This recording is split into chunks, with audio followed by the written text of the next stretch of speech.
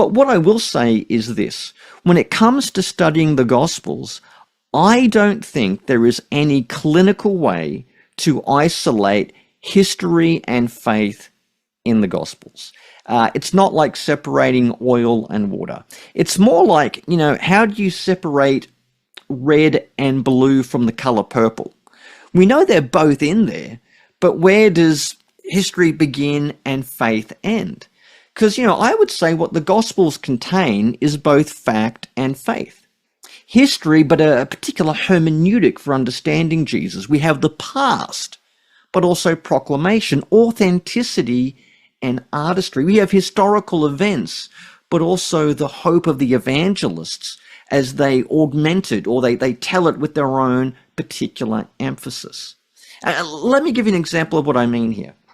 There's a saying that's unique to Matthew's gospel where Jesus says this. He tells his disciples, "Do not go among the Gentiles or enter any town of the Samaritans. Go rather to the lost sheep of Israel. And there you are to go proclaim this message, the kingdom of heaven has come near."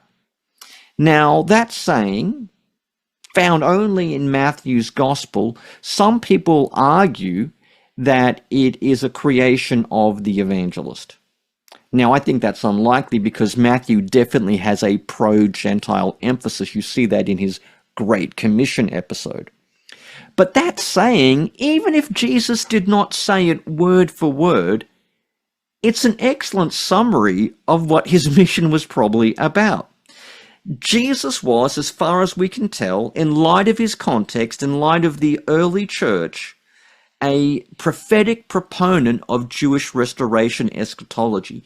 He believed that Israel's exile was ending, that the new Exodus was happening, that God was coming and coming as king, the proof of which was his various miracles and exorcisms, and his teachings include exhortations to prepare for that, the call for repentance, and this sort of belief that in his own particular work and effort, God was becoming king.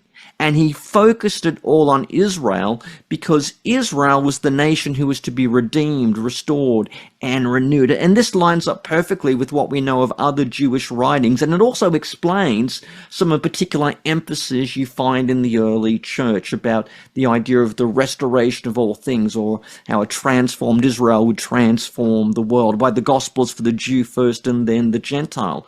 And so here's the thing.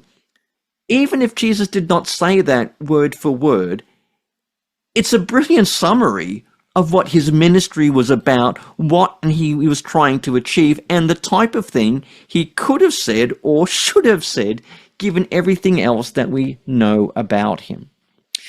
So what then can we conclude about finding history in the Gospels?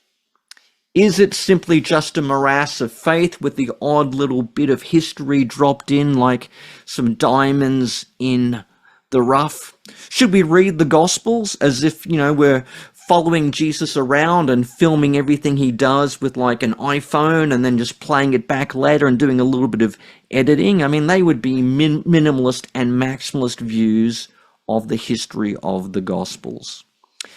I think the truth is neither. The fact of the matter remains, I think Jesus did exist. He did and said many of the things which are attributed to him. And the way you tell what is true and what may be something like a later accretion of tradition is simply by looking at what I call the veracity of the vibe.